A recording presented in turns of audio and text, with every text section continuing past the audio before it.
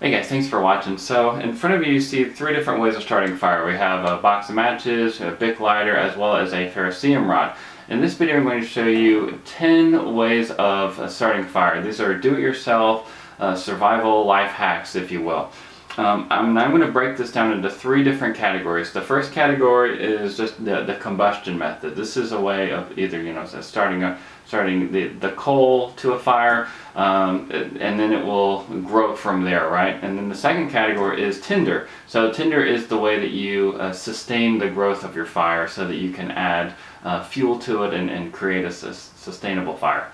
And then the last category is going to be a candle, and the candle can be either used on its own as a light source, that kind of thing, or as a way to transfer a flame from one campsite to another campsite. One little disclaimer here, kids, don't try this at home. Anyways guys, let's go ahead and if y'all stay tuned, I'm going to show you guys the first category, which is the combustion category.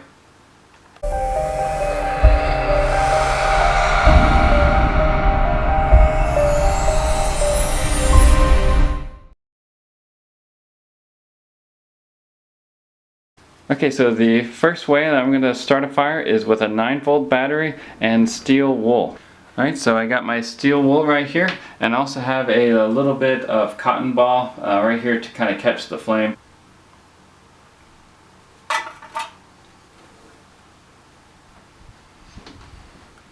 It's pretty cool.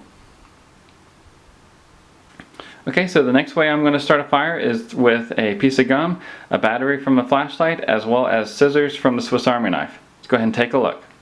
Okay, so I went ahead and used the scissors and made a bridge with the foil. I made it more narrow in the center. That part will get hot, will make a flame, and then I will catch it with the cotton ball. I switched from the rechargeable one to a normal CR123A battery. You can use a AA battery too. It actually might be better to start off with that size of battery anyways, just because this one puts off a lot of power. I'm also wearing a glove just because the north end will get really hot. So I can even feel it through the glove whenever I do this. I'm using the foil side. So let's go ahead and start. This happens pretty quickly.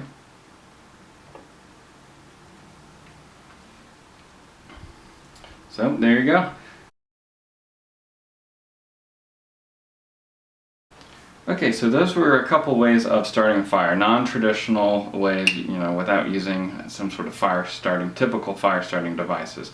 Now I'm going to show you 5 different ways of sustaining a fire, and these are all items that you can find laying around the house, or ways that you can combine things that are already laying around the house. So you could already seen how cotton balls can be used to catch the flame, right?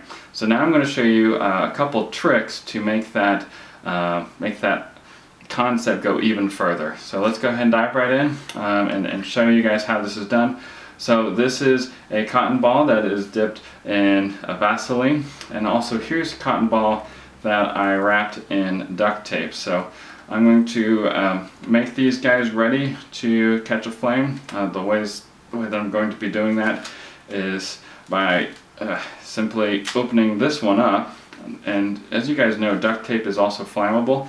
So the cool thing about this is that you don't need to worry about the duct tape at all. You just go ahead and take it as it is.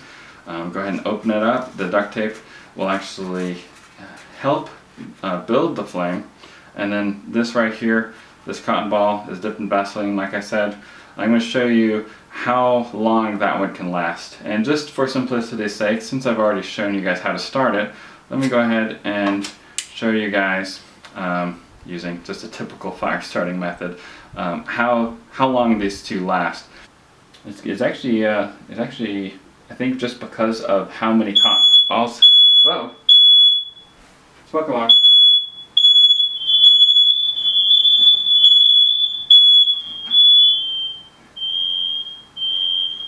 That's me. I'm making fire. So it looks like this one is done burning. the Vaseline one, and I think it's just because I didn't put enough Vaseline. But typically, Vaseline, when it's not when it's Vaseline cotton ball versus a cotton ball that doesn't have Vaseline, the one with Vaseline will burn longer. This one, just because of all the other things that I did to it, is actually is outburning the one with Vaseline. Okay, so you can see that cotton balls work really well, especially ones wrapped with duct tape. Let's go ahead and dive into the next tinder, which is hand sanitizer. Okay, so I went ahead and took some hand sanitizer, put it right there in the corner, and let's go ahead and see if we can light this. I got a better idea.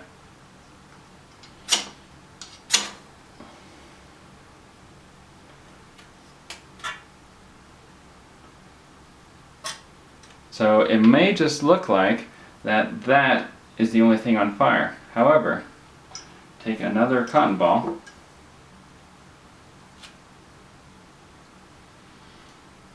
and move it close.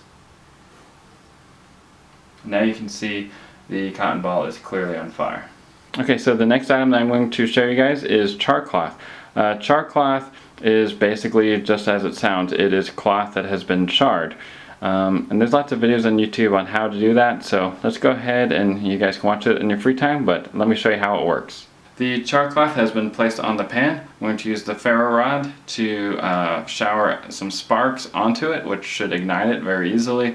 This is actually more char cloth than you need, but I'm just using this for demonstration purposes. And remember, if you don't have ferro rods or lighters or a box of matches, you know, just use a couple of the combustion techniques that I showed you at the beginning of the video.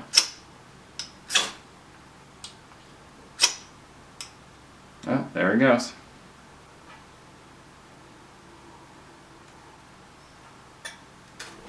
There we go. Very cool. So that's how char cloth works. Okay, so the next tinder I'll be showing you is lint. Lint is very easy to obtain. All you gotta do is wash your clothes and specifically dry them and just gather the lint that comes out of there. You guys probably know that lint is very flammable. That's why you're supposed to always be changing out the filter. Or in my case, if you make survival kits, keeping what comes out of there.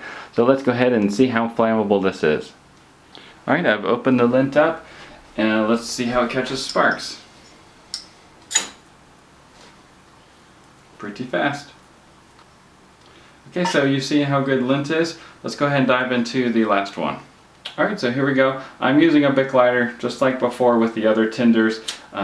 These are things that you add to a fire that you've already created.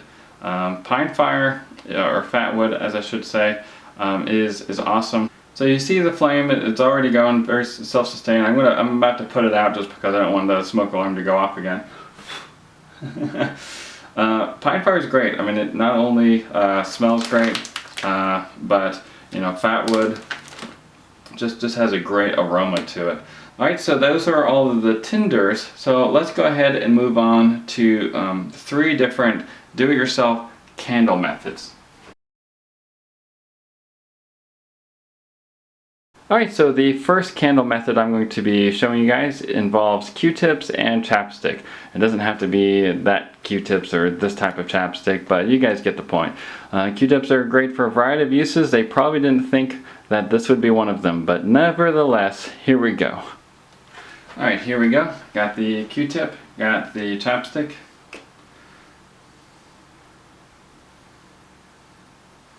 What I'm doing is I'm putting some chapstick on the Q-tip. Also, just to make it a little bit shorter, I'm going to take the end off of that. I'm going to push this all the way through. And here we go, lighting it on fire.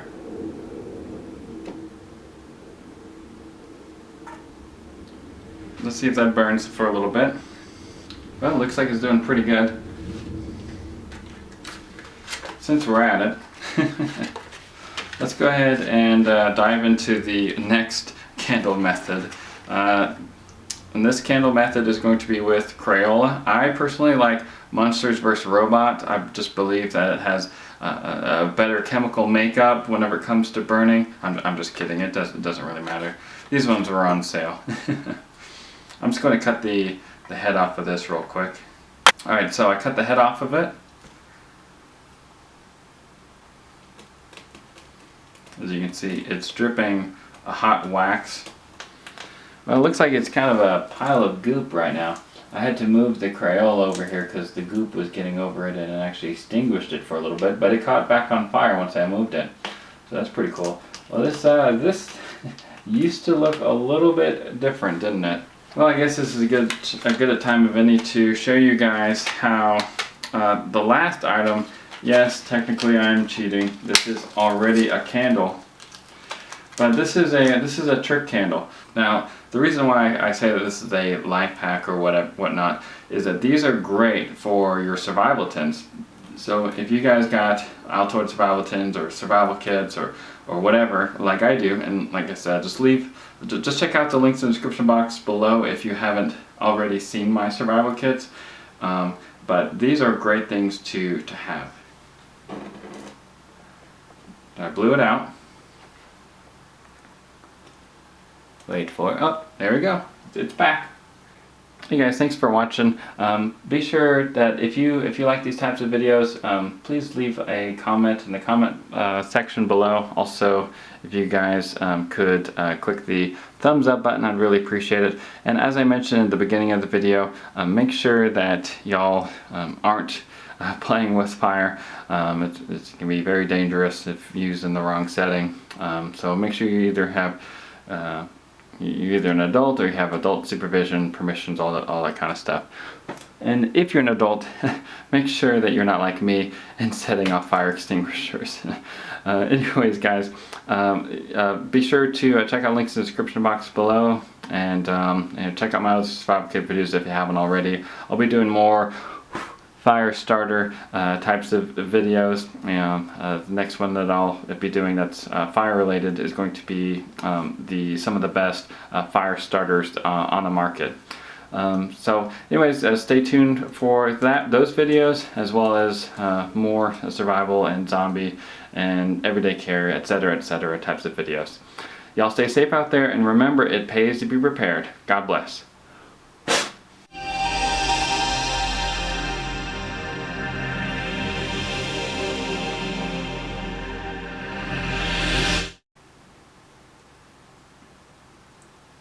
Wait for it. Wait for it. Ah, there it is. Firepower. Bye.